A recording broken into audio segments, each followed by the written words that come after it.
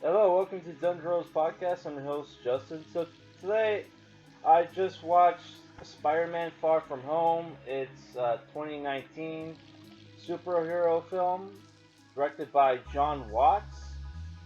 It's 2 hours and 9 minutes. It stars Tom Holland as Spider-Man, Zendaya as Michelle M.J. Jones. Don't.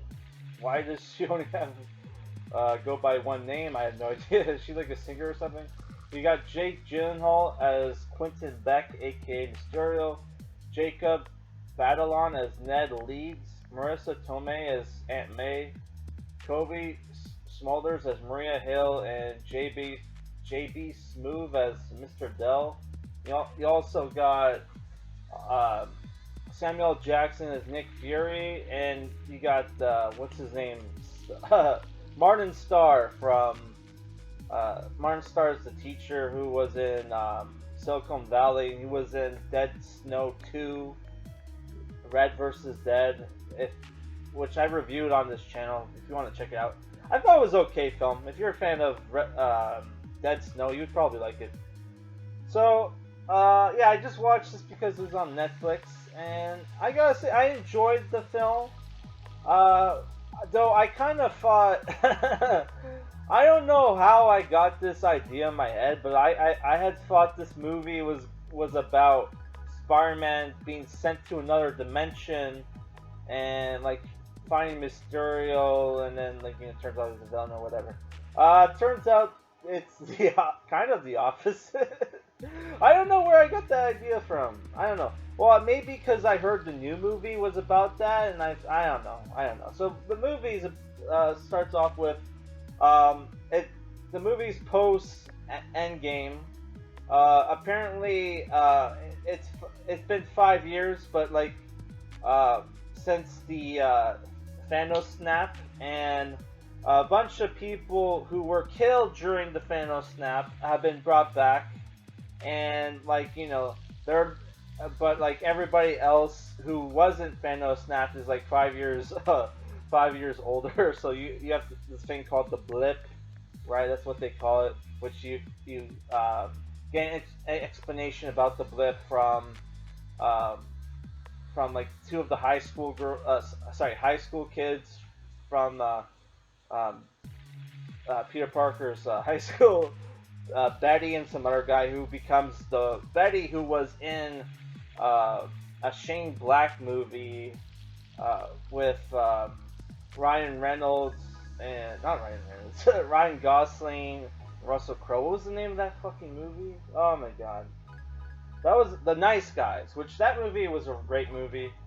Yeah, check it out if you haven't seen that movie. It's like a '70s buddy cop movie, kinda. And like yeah, she starts dating Peter Parker's friend in the movie, Ned Leeds, which just came out of nowhere. Which I thought that was so dumb. Yeah, so like Peter Parker is still Spider-Man, but like because like they're post like Avengers world, the Avengers, a lot of the Avengers aren't around anymore. Tony Stark is dead. I didn't know that.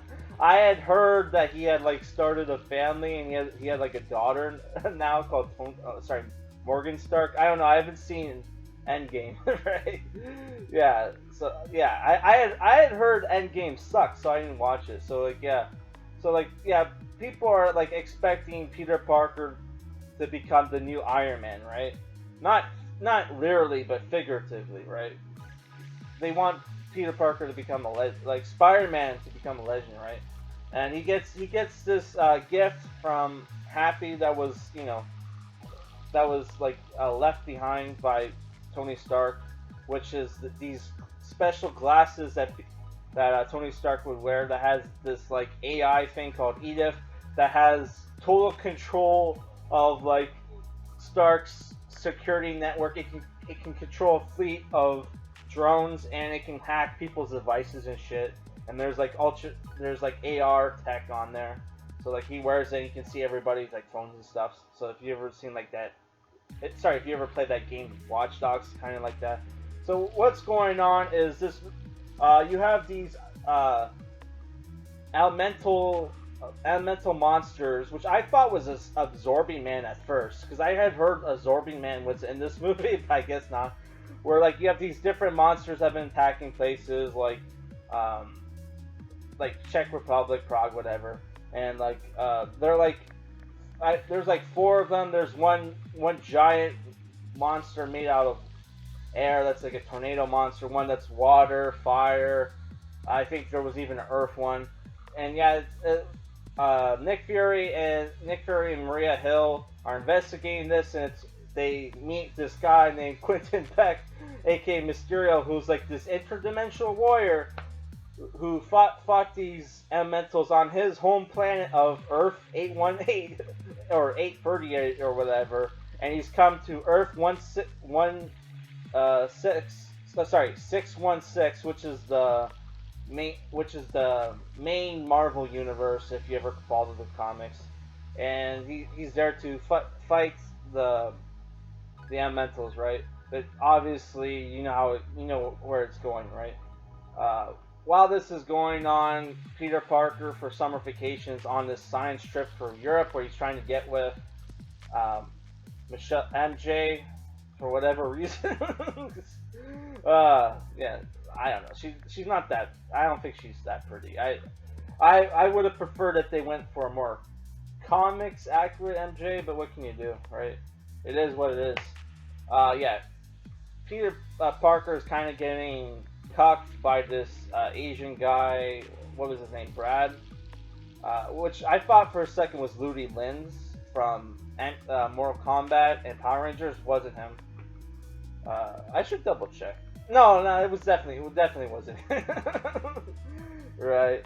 Yeah, he's getting cucked. And while this is going on, Peter Parker gets a call from Nick Fury, that he has to join Mysterio on this mission to fight the elementals. While this is going on, Mysterio earns his trust and gets the Edith glasses from him, which was a really cool scene when they revealed that he was basically just this tech guy that worked with Tony Stark, that he created the barf machine from Infinity War, which was the